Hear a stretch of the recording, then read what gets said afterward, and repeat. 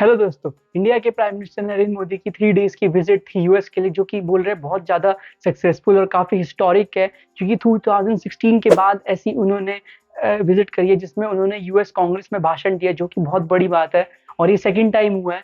पहले 2016 में बोला गया था और इस बार ये यूएस की स्टेट विजिट बोली जा रही है। उससे पहले ऑफिशियल विजिट थी। इसका मतलब उन्हें हर चीज़, जैसे कि एक बहुत बड़े लीडर का वेलकम होता है, जैसे कि उनके नेटो मेंबर्स का, वैसे ही वेलकम मिला है। और यहाँ पे टेक्नोलॉजी से लेके टेररिज्म पे बात हुई। अलग अलग यहाँ पे एमओयू साइन हुए, मेमोरेंडम ऑफ अंडरस्टैंडिंग, जो कि काफी अलग लेवल पे हुए, बहुत ही एडवांस लेवल पे। उसी के बारे में बात करेंगे और इसके बारे में जानने के लिए पूरा वीडियो एंड तक देखिए।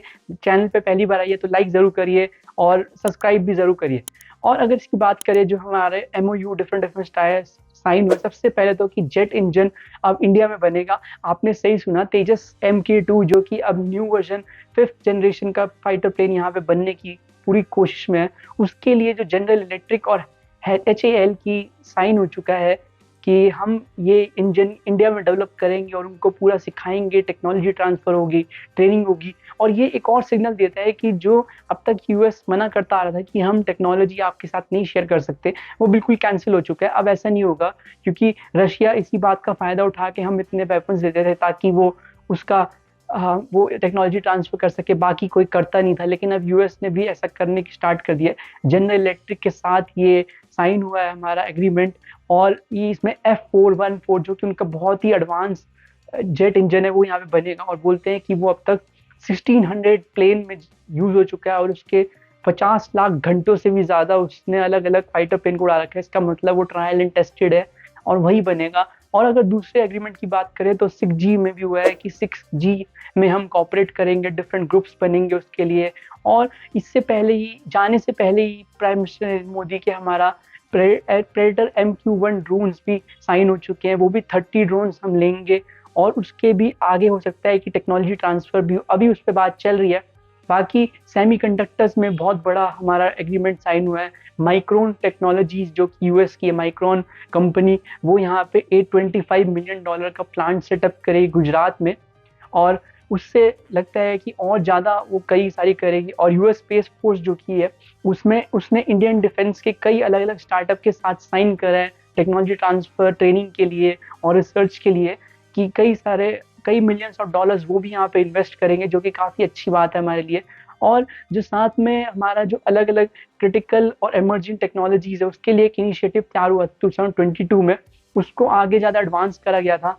अब उस पर और बातें हुई हैं कि हम इसमें भी कॉपरेट करेंगे, AI में कॉपरेट करेंगे, आर्टिफिशियल इंटेलिजेंस में। और साथ में एग्रीमेंट बहुत ही खास है, क्योंकि इसमें बोला है कि हम आर्टेमिस अकॉर्ड ज्वाइन करेंगे। आपने सही सुना, हम यूएस के साथ स्पेस में बहुत ही तेजी के साथ डेवलप करेंगे। जैसे कि आपको पता होगा कि इसरो और नासा, जो कि एक निसार सैटेलाइट पर काम कर रहा है, जो कि इस साल के एंड तक लॉन्च हो जाएगा। और ये बोल रहे हैं अब तक की सबसे महंगी सैटेलाइट बनेगी, ऑलमोस्ट $1 बिलियन से भी ऊपर की है। और साथ ही में अगर बात करें तो इलॉन मस्क से भी प्राइम मिनिस्टर मोदी मिले और उन्होंने, इलॉन मस्क ने बोला है कि बहुत ही ह्यूज इन्वेस्टमेंट्स आने वाली है इंडिया में, टेस्ला और स्टारलिंक को लेके। ये भी बहुत एक अच्छी खबर है। और साथ ही में अगर बात करें अगली, कि जो स्पेस है उसमें तो होगा, लेकिन आर्टेमिस अकॉर्ड्स हमने जब साइन कर लिया, तो इसका मतलब ये नहीं है कि हम उनके साथ मून पे जाएंगे या मार्स पे जाएंगे। हमने एक पार्टनरशिप को अप्रूवल दे दिया। अभी फुल और फाइनल अप्रूवल आना अभी बाकी है, तो देखते हैं हम कहाँ तक उसमें डेवलप करेंगे। 3 ईयर की पार्टनरशिप हम साइन कर ली है, हो चुकी है।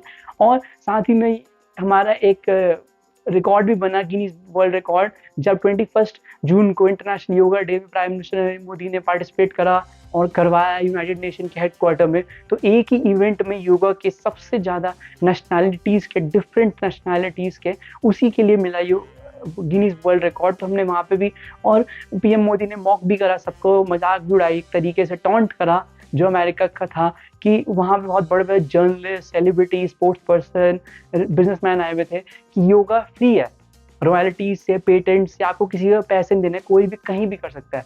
ये बेसिकली उन्होंने, जब हम कोविड वैक्सीन के लिए हम उनसे इतनी गुहार लगा रहे थे, मन्नतें मांग रहे थे कि भाई हमें दे दो, हम मास प्रोड्यूस कर लेंगे, तब उन्होंने मना कर दी थी कि नहीं, हम नहीं दे सकते, क्योंकि हमें पेटेंट खरीदना पड़ेगा, हमें इसकी रॉयल्टी देनी पड़ेगी उसी के लिए। और उसके बाद कांग्रेस में उनका भाषण था, जो कि बहुत ही बढ़िया रहा। उन्होंने इनडायरेक्ट वे में चाइना को बहुत कुछ बोला, बट इनडायरेक्ट वे में ही था। रेफरेंस तो दिया कि और यूक्रेन वॉर को, पीस का, टेररिज्म को पूरी डायरेक्टली हमने पाकिस्तान को ही बोला कि 26/11 जो किया वो बहुत गलत, और बाकी जितने भी टेररिस्ट एक्टिविटीज़ करते हो वो सब आपको नहीं करने चाहिए, और उसके बहुत ज़्यादा प्रोटेक्ट करते हो, सब चीज़ बोली गई। लेकिन क्या आपको लगता है कि हमें चाइना को इनडायरेक्ट वे में क्यों बोला? यहाँ तक कि यूएस ने तो यही बोल दिया था कि अब शी जिनपिंग कोई प्रेसिडेंट नहीं रहे, डिक्टेटर रह गए। और उसके बाद चाइना बहुत ही बुरी तरीके से उनके स्पोक्स पर्सन ने जवाब भी दिया। लेकिन हम ऐसा क्यों नहीं बोलते कि कब तक हम ये ऐसा इनडायरेक्ट वे में ही बोलते रहेंगे? और साथ में अगर बात करें तो रिलीजियस इश्यूज पे, रिलीजियस माइनॉरिटीज़ पे जो कि ये होता है, जो कि उनकी रिपोर्ट आती है, वो भी उसी पे भी बात हुई, लेकिन ज़्यादा उस पे नहीं कहा। बल्कि डेमोक्रेट्स के जो सेनेटर्स थे उन्होंने बोला कि बाइडेन को ऐसा बोलना चाहिए, लेकिन उन्होंने ऐसा कुछ भी नहीं बोला। वहीं पे एक वक्त कई सारे 3 सेनेटर्स एक्चुअली जो ऐसे थे जिन्होंने प्राइम मिनिस्टर नरेंद्र मोदी का अटेंड नहीं किया यूएस कांग्रेस में भाषण, क्योंकि उन्हें लगता था कि ये नहीं, हम नहीं कर। और यहाँ तक कि ये को थोड़ा ही अजीब बात है, ट्विस्टेड बात है, क्योंकि उन्होंने खुद ही वो इज़राइल के लिए बोलते हैं, कभी किसी कंट्रीज़ के लिए बोलते हैं, लेकिन वो कभी भी मुस्लिम कंट्रीज़ में कुछ हो रहा हो या चाइना उइगुर्स पे कर रहा हो तो उसके बारे में कोई बात नहीं होती। तो ये बड़ी सोचने वाली बात है। और उसमें से एक सेनेटर को तो इज़राइल के लिए उन्होंने इतना बोला है कि उसको सस्पेंड कर दिया गया यूएस पार्लियामेंट की तरफ से। तो ये देखने वाली बात है। और साथ में उसके बाद बहुत ज़्यादा ट्वीट्स भी आए सब लोगों ने, नहीं कि हमारे यहाँ ऐसा नहीं होता। और यहाँ तक कि जो उनके प्रीवियस प्रेसिडेंट थे बराक ओबामा, उन्होंने बोला कि इंडिया में पुल अपार्ट, अगर हमने अपनी माइनॉरिटीज़ का ध्यान नहीं रखा। तो ऐसा उनसे पूछा जाए कि जब आप थे प्रेसिडेंट 9 सालों के 8 सालों के लिए, तो आपने इतने बम गिराए हैं ड्रोन्स के थ्रू हर मुस्लिम कंट्रीज़ पे कि अगर आप अभी माफ़ी माँगना चाहो तो आपको 3 साल से भी ज़्यादा लग जाएँगे। तो ये सोचने वाली बात है कि ऐसा क्यों हुआ? क्यों बोलने की ज़रूरत थी ये? और ऐसा क्या सही में नेसेसरी था ये बोलना या नहीं? तो ये काफ़ी अलग बात है कि मतलब इतने बड़े प्रीवियस प्रेसिडेंट होके आप ऐसी बात कर रहे हो, आपको बोलने की क्या ज़रूरत थी जब वो वॉल स्ट्रीट जर्नल के थ्रू एक इंटरव्यू दे रहे थे। और साथ में अगर बात करें इसी से रिलेटेड, तो ओवरऑल आप बोल सकते हैं कि काफ़ी सक्सेसफुल विज़िट थी और हिस्टोरिक भी थी, क्योंकि जेट इंजन से हमने ऑलमोस्ट हर एरिया कवर कर लिया और काफ़ी इन्वेस्टमेंट्स भी आने का पूरे-पूरे चांस है। कुछ तो बिल्कुल फाइनल है, कुछ हो ही जाएँगे कुछ टाइम में। और आपको कैसी लगी वीडियो, इसका ज़रूर कमेंट्स में बताना कि आप क्या लगता है कि ये और प्रॉस्पर हो सकती है और यहाँ पे क्या हम काम कर सकते हैं। और पहली बार आए चैनल पे तो लाइक ज़रूर करना, सब्सक्राइब करना। Thank you very much.